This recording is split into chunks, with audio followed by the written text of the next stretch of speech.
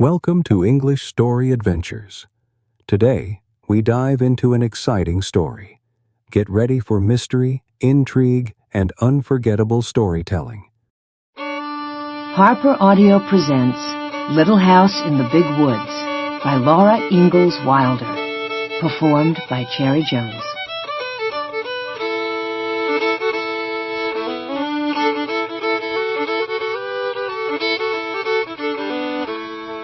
Little House in the Big Woods. Once upon a time, many years ago, a little girl lived in the big woods of Wisconsin in a little gray house made of logs. The great dark trees of the big woods stood all around the house, and beyond them were other trees, and beyond them were more trees. As far as a man could go to the north in a day, or a week, or a whole month, there was nothing but woods. There were no houses. There were no roads. There were no people. There were only trees and the wild animals who had their homes among them. Wolves lived in the big woods, and bears, and huge wild cats. Muskrats and mink and otter lived by the streams. Foxes had dens in the hills, and deer roamed everywhere. To the east of the little log house, and to the west, there were miles upon miles of trees, and only a few little log houses scattered far apart in the edge of the big woods. So far as the little girl could see, there was only the one little house where she lived with her father and mother, her sister Mary, and baby sister Carrie. A wagon track ran before the house, turning and twisting out of sight in the woods where the wild animals lived, but the little girl did not know where it went, nor what might be at the end of it. The little girl was named Laura, and she called her father Pa, and her mother Ma. In those days, and in that place, children did not say father and mother, nor Mama and Papa, as they do now. At night, when Laura lay awake in the trundle bed, she listened and could not hear anything at all but the sound of the trees whispering together. Sometimes, far away in the night, a wolf howled. Then he came nearer and howled again. It was a scary sound. Laura knew that wolves would eat little girls, but she was safe inside the solid log walls. Her father's gun hung over the door, and good old Jack, the brindle bulldog, lay on guard before it. Her father would say, "Go to sleep, Laura. Jack won't let the wolves in." So Laura snuggled under the covers of the trundle bed close beside Mary and went to sleep.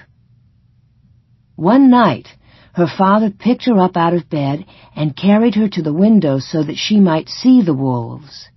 There were two of them sitting in the front of the house. They looked like shaggy dogs. They pointed their noses at the big bright moon and howled. Jack paced up and down before the door, growling. The hair stood up along his back, and he showed his sharp, fierce teeth to the wolves. They howled, but they could not get in. The house was a comfortable house. Upstairs there was a large attic, pleasant to play in when the rain drummed on the roof. Downstairs was the small bedroom and the big room. The bedroom had a window that closed with a wooden shutter. The big room had two windows with glass in the panes, and it had two doors, a front door and a back door. All around the house was a crooked rail fence to keep the bears and the deer away. In the yard in front of the house were two beautiful big oak trees. Every morning, as soon as she was awake, Laura ran to look out of the window, and one morning she saw in each of the big trees a dead deer hanging from a branch. Pa had shot the deer the day before, and Laura had been asleep when he brought them home at night and hung them high in the trees so the wolves could not get the meat. That day Pa and Ma and Laura and Mary had fresh venison for dinner. It was so good that Laura wished they could eat it all. but most of the meat must be salted and smoked and packed away to be eaten in the winter. For winter was coming, the days were shorter, and frost crawled up the window panes at night. Soon the snow would come. Then the log house would be almost buried in snowdrifts, and the lake and the streams would freeze. In the bitter cold weather, Pa could not be sure of finding any wild game to shoot for meat.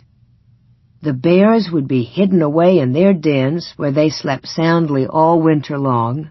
The squirrels would be curled in their nests in hollow trees with their furry tails wrapped snugly around their noses. The deer and the rabbits would be shy and swift. Even if Pa could get a deer, it would be poor and thin, not fat and plump as deer are in the fall.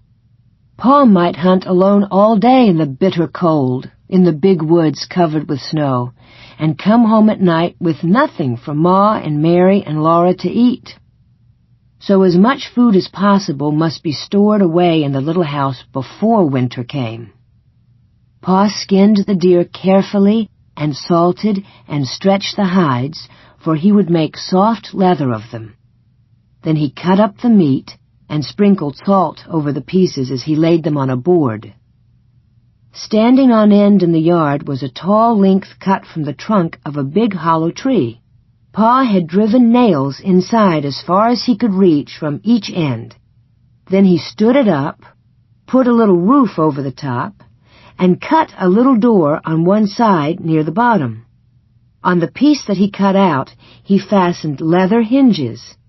Then he fitted it into place, and that was the little door with the bark still on it. After the deer meat had been salted several days, Pa cut a hole near the end of each piece and put a string through it. Laura watched him do this, and then she watched him hang the meat on the nails in the hollow log. He reached up through the little door and hung meat on the nails as far up as he could reach. Then he put a ladder against the log, climbed up to the top, moved the roof to one side, and reached down inside to hang meat on those nails. Then Pa put the roof back again, climbed down the ladder, and said to Laura, "Run over to the chopping block and fetch me some of those green hickory chips, new clean white ones." So Laura ran to the block where Pa chopped wood and filled her apron with the fresh, sweet-smelling chips. Just inside the little door in the hollow log, Pa built a fire of tiny bits of bark and moss, and he laid some of the chips on it very carefully. Instead of burning quickly, the green chips smoldered and filled the hollow log with thick, choking smoke. Pa shut the door, and a little smoke squeezed through the crack around it, and a little smoke came out through the roof, but most of it was shut in with the meat. "There's nothing better than good hickory smoke," Pa said. "That will make good venison that will keep anywhere in any weather." Then he took his gun, and slinging his axe on his shoulder, he went away to the clearing to cut down some more trees. Laura and Ma watched the fire for several days. When smoke stopped coming through the cracks, Laura would bring more hickory chips, and Ma would put them on the fire under the meat. All the time there was a little smell of smoke in the yard, and when the door was opened, a thick, smoky, meaty smell came out. At last, Pa said the venison had smoked long enough. Then they let the fire go out, and Pa took all the strips and pieces of meat out of the hollow tree. Ma wrapped each piece neatly in paper and hung them in the attic where they would keep safe and dry. One morning, Pa went away before daylight with the horses and wagon, and that night he came home with a wagon load of fish. The big wagon box was piled full, and some of the fish were as big as Laura. Pa had gone to Lake Pepin and caught them all with a net. Ma cut large slices of flaky white fish without one bone for Laura and Mary. They all feasted on the good fresh fish. All they did not eat fresh was salted down in barrels for the winter. Pa owned a pig. It ran wild in the big woods, living on acorns and nuts and roots. Now he caught it and put it in a pen made of logs to fatten. He would butcher it as soon as the weather was cold enough to keep the pork frozen. Once in the middle of the night, Laura woke up and heard the pig squealing. Pa jumped out of bed, snatched his gun from the wall, and ran outdoors. Then Laura heard the gun go off, once, twice. When Pa came back, he told what had happened. He had seen a big black bear standing beside the pig pen. The bear was reaching into the pen to grab the pig, and the pig was running and squealing. Pa saw this in the starlight, and he fired quickly, but the light was dim, and in his haste he missed the bear. The bear ran away into the woods, not hurt at all. Laura was sorry Pa did not get the bear. She liked bear meat so much. Pa was sorry too, but he said, "Anyway, I saved the bacon." The garden behind the little house had been growing all summer. It was so near the house that the deer did not jump the fence and eat the vegetables in the daytime, and at night Jack kept them away. Sometimes in the morning there were little hoof prints among the carrots and the cabbages, but Jack's tracks were there too, and the deer had jumped right out again.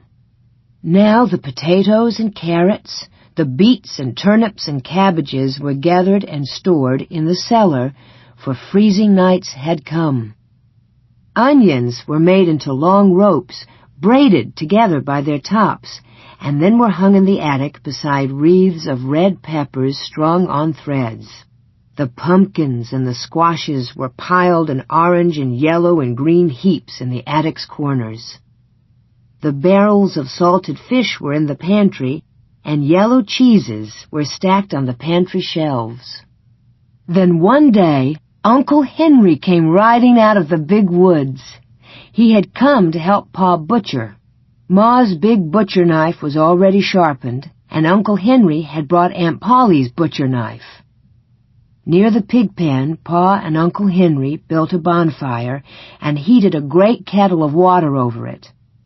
When the water was boiling, they went to kill the hog. Then Laura ran and hid her head on the bed and stopped her ears with her fingers so she could not hear the hog squeal. "It doesn't hurt him, Laura," Pa said. "We do it so quickly." But she did not want to hear him squeal. In a minute, she took one finger cautiously out of an ear and listened. The hog had stopped squealing. After that, butchering time was great fun. It was such a busy day with so much to see and do. Uncle Henry and Pa were jolly, and there would be spare ribs for dinner, and Pa had promised Laura and Mary the bladder and the pig's tail. As soon as the hog was dead, Pa and Uncle Henry lifted it up and down in the boiling water till it was well scalded. Then they laid it on a board and scraped it with their knives, and all the bristles came off. After that, they hung the hog in a tree, took out the insides, and left it hanging to cool. When it was cool, they took it down and cut it up. There were hams and shoulders, side meat and spare ribs and belly. There was the heart and the liver and the tongue and the head to be made into head cheese and the dishpan full of bits to be made into sausage. The meat was laid on a board in the back door shed, and every piece was sprinkled with salt. The hams and the shoulders were put to pickle and brine, for they would be smoked, like the venison in the hollow log. "You can't beat hickory-cured ham," Pa said. He was blowing up the bladder. It made a little white balloon, and he tied the end tight with a string and gave it to Mary and Laura to play with. They could throw it into the air and spat it back and forth with their hands, or it would bounce along the ground and they could kick it. But even better fun than a balloon was the pig's tail. Pa skinned it for them carefully, and into the large end he thrust a sharpened stick. Ma opened the front of the cook stove and raked hot coals out into the iron hearth. Then Laura and Mary took turns holding the pig's tail over the coals. It sizzled and fried, and drops of fat dripped off it and blazed on the coals. Ma sprinkled it with salt.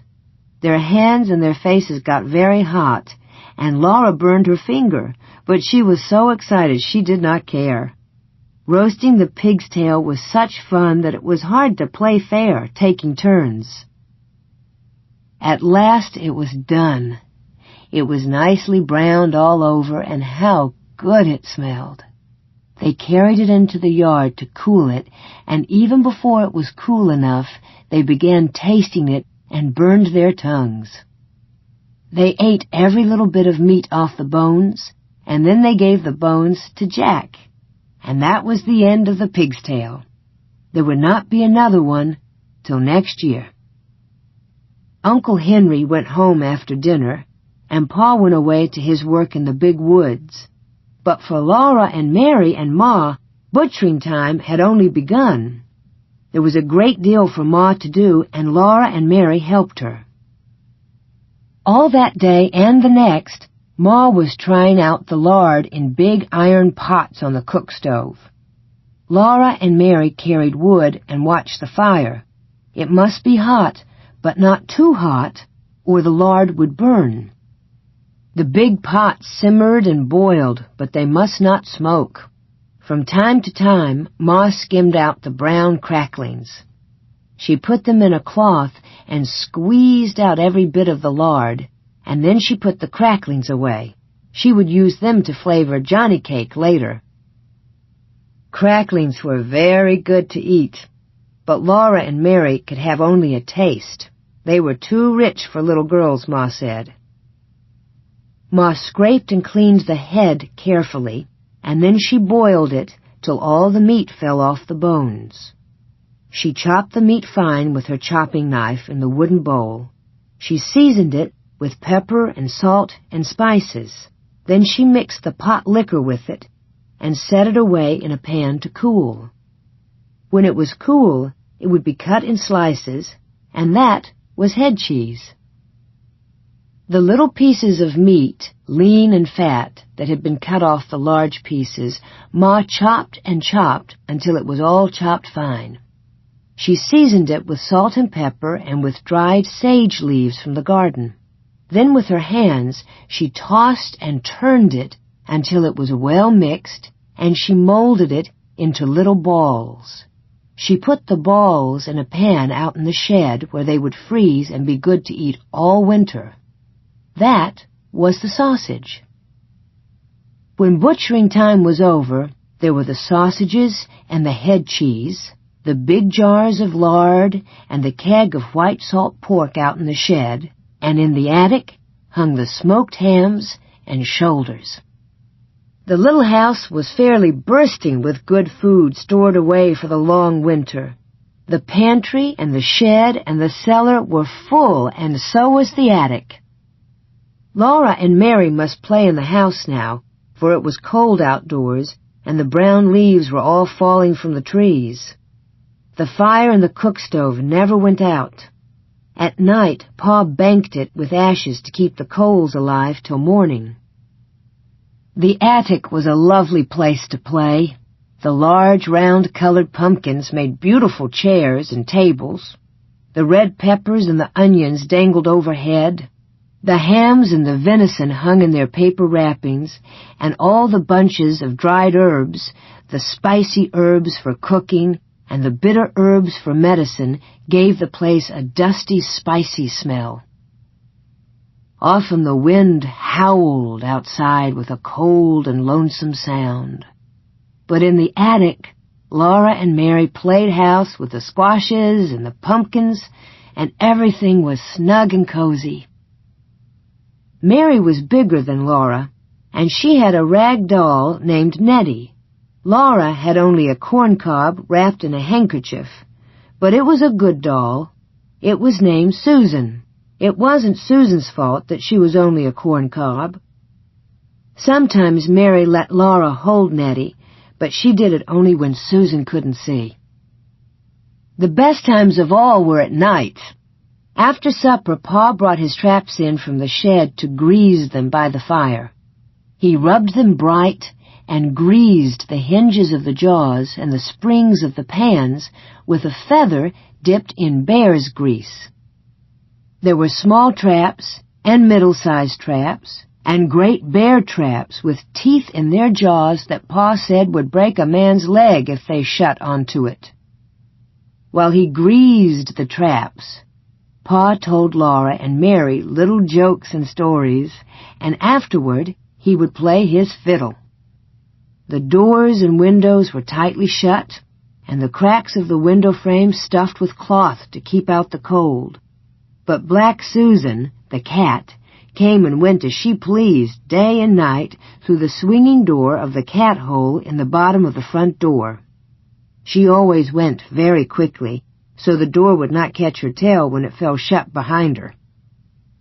One night, when Pa was greasing the traps, he watched Black Susan come in, and he said, "There once was a man who had 2 cats, a big cat and a little cat." Laura and Mary ran to lean on his knees and hear the rest. "He had 2 cats," Pa repeated, "a big cat and a little cat. So he made a big cat hole in his door for the big cat, and then he made a little cat hole for the little cat." There Pa stopped. "But why couldn't the little cat—" Mary began. "Because the big cat wouldn't let it," Laura interrupted. "Laura, that's very rude. You must never interrupt," said Pa.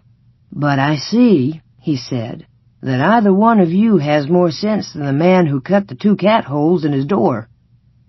Then he laid away the traps, and he took his fiddle out of its box and began to play. That was the best time of all.